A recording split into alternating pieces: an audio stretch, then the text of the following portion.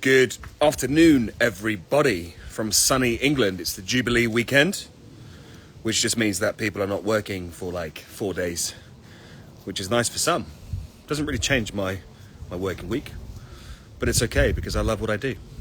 So it's all good. Anyway, I digress. Today, here it is, bombshell. I want to talk to you guys about the most important thing for building muscle when it comes to training. The most important thing to consider when training for more muscle is, drum roll please, progressive overload. Okay, and this is a term which we all read about, we all hear the really big guys talk about progressive overload and the importance of progressive overload in a training regime. But what is it? And how do we implement progressive overload in a systematic and effective manner? And this is what I want to address in this quick live, all right? I'm only going to be on for 4 or 5 minutes, but I want to help you guys understand this irrefutable fact. Unless you progressively overload your training, you will not build new muscle tissue. I hate to tell you this. This is an irrefutable fact of training. The only reason you have more muscle on your body today as compared to when you first started training is because you have progressively overloaded. Whether you've done that consciously or not is another matter.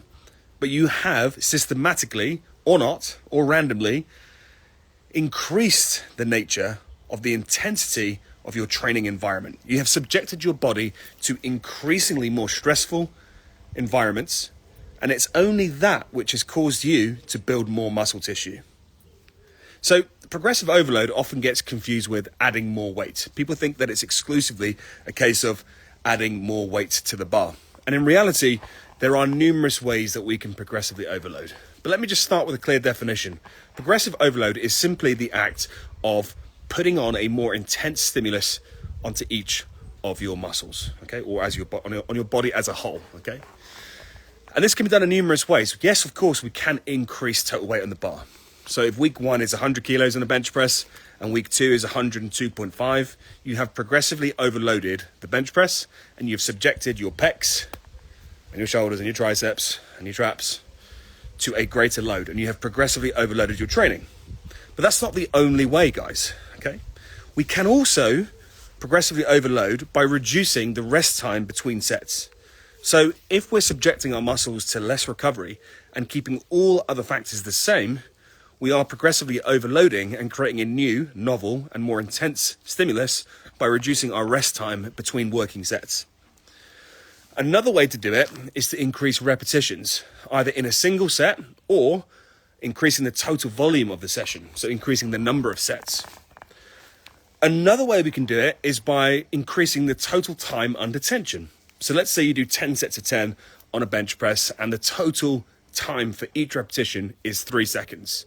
Fantastic. That's 30 seconds of work with the pecs under tension with 100 kilos.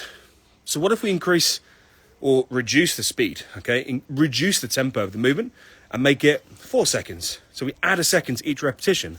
We are now doing 40 seconds of total work with 100 kilos of tension passing through the pecs. And there we have another way to progressively overload. Another way on top of that is to increase our training frequency. So let's say you keep intensity the same, volume the same, everything stays the same, but we can actually increase the frequency. So let's say we hit bench press. I use bench press as an example. Sorry, that was a wasp. I flip and hate wasps. Evil buggers. If we increase our bench press training to twice a week, again, we are now subjecting our pectorals to a unique and progressively overloaded stimulus. And so where I'm going with this, guys, is there are a whole host of different training methods. They all work. And I have a saying here, which is most everything works, but nothing works forever.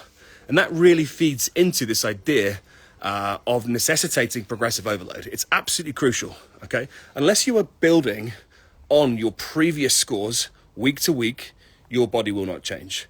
The reason why I'm now stood here at 110 kilos with roughly the same body fat as I started with when I was, when I first started training, I was like 65 kilos, is because I'm now lifting and subjecting my body to a much greater stimulus as compared to back then. And all that you see here, all this is just adaptation, okay? The physical result of adaptation.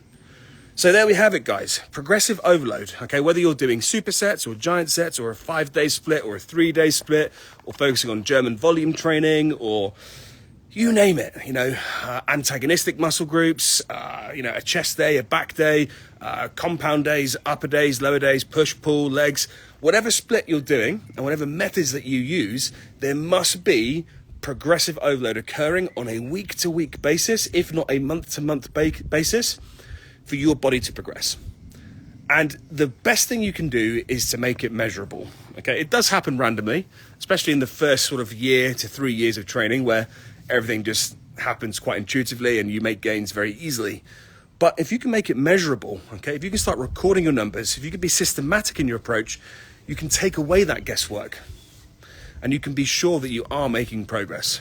Anyway, those are my thoughts on progressive overload today, guys. Hit me up with any questions that you have following this brief discussion.